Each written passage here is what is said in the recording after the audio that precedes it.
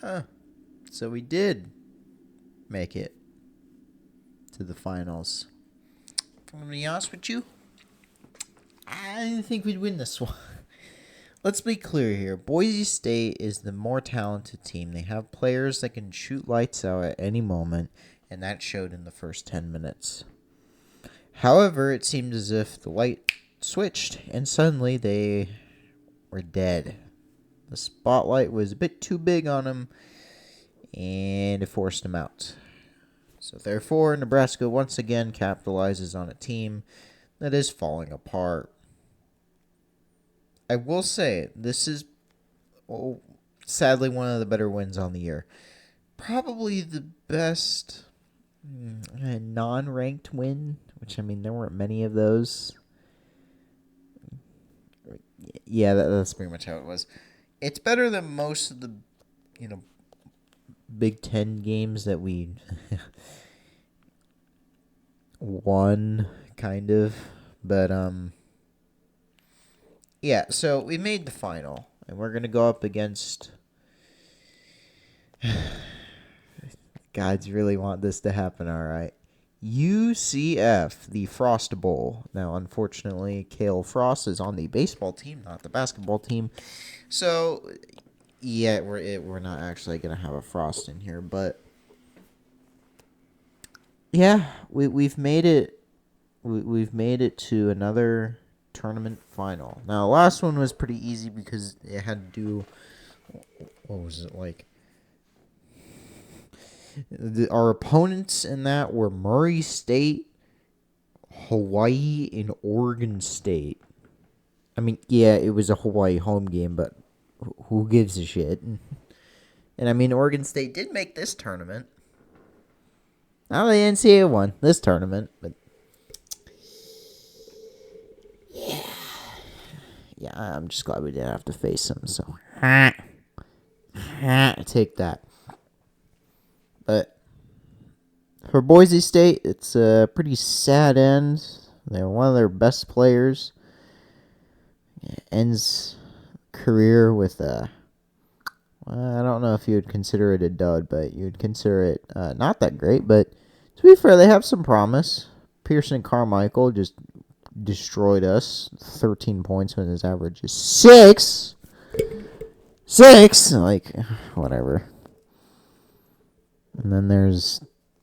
They had a senior from Spain. That's infinitely better. But the funny thing is, the absolute funny thing is that this game was not a Bryce Williams carry job like all the other games that we have won this year. It was a Juwan carry job. Gary carry job. He almost had a double-double if someone would have given him an extra rebound. My man went 4 for 4 on 3 points. 3-pointers. And yet went like 3 of 5. 3 of 8 on regular shots. Yeah, that was the theme today. The regular shots were not hitting as well, but the 3-pointers, 63%. I don't think we've had a better game than that this season, and yet we only scored 79 points. Because again, we couldn't make 2-pointers. 79 was the same amount that we scored against Ohio State in our comeback win. No, that was probably one of the best Butenjel performances. But, yeah, Butenjel got the start today. I don't know. This fifth squad that isn't like Jacobson or Hoiberg. Wrong sport. Like, Hoiberg. Like, yeah, okay. I guess they do kind of deserve it. Hoiberg, 2 or 4 on 3s. Sure. Essigan was playing meh. Okay, cool. He had the same amount of points as Ulis, and ironically, he actually played worse than Ulis, considering that Ulis had the rebounding game. Cool? I don't know. Ulis averages 2 points, and he got 8 this game, so... Wahoo, motherfuckers. It just... You know what? It's nice. We got 20 wins... First time since the 90s that we've gotten 2 in a row. Back when we were winning the NIT. Yeah, remember, kids. We have an NIT championship victory, but no absolutely no NCAA tournament wins.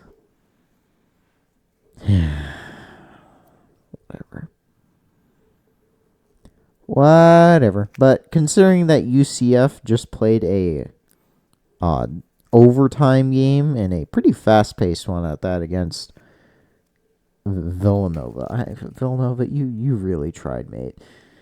You really tried throwing that, but you did. You threw it. You blew it. So now, tomorrow, day of reckoning. Will they win another Will they win one? But this game wasn't necessarily the whole story for Nebraska basketball because, well, we still have to do recruiting, considering that the transfer portal is open and we're still playing games. Not like NCAA tournament games, but we're still playing games. In fact, tomorrow is the Final Four. Woo! Well, today is the Final Four, but tomorrow is our final, the true final. But, yeah, I think we do have a better chance of winning it now. We got through the hardest team, and we're now going to go up against what was the 7th seed. I am very scared of Darius Johnson. My dude just dropped a 42-point game. 42 points, 20, 22, 15, 31. That's his postseason, which, I mean, that includes the those other games that happened. But, yeah, 42. Oh, God. But the season continues for another day, and it will be the last day for Gary, for Bryce Williams, for Ulyss. But we're welcoming in some new faces. First off, yesterday, Price Sanford. Yeah. Price Sanford. I need to get used to saying his name again. The man that torched us in the final game. The man that all but sunk our entire Big Ten and NCAA tournament hopes by coming out real strong, is now joining us. Iowa fans are pissed. And you know why? You know what? You want to know why? Apparently, the Sanford brothers were Iowa State fans. Iowa State fans that grew up with their head coach being Fred Hoiberg. Which makes me question, how does he end up there and then here? But so once again, a traitor has come to be our friend. Benedict Arnold 2.0. Actually 3.0. Because Ulyss was 2.0, but hopefully this time we actually but that wasn't it. That obviously couldn't be it because another one had to show up. I'm just going to call him Genius for now until I actually get a pronunciation. Genius. I don't know why they also goes by Oogie. I'm going to hear that so much on the broadcast. But he's an actual starter. He isn't, the sixth man of Iowa basketball. He's the main starter, big guy for Central Michigan. Okay, I get it. It's Central Michigan, but he made All-MAC. He made All-MAC and they missed our conference tournament. So he's just like Bryce Williams. He's got, some time. I don't really know how much, but he has time. Maybe. I don't know. I didn't really look. He might actually just be a senior, and I'm lying to myself, but yeah. GG's to Broncos. Sorry that you had to see your man go.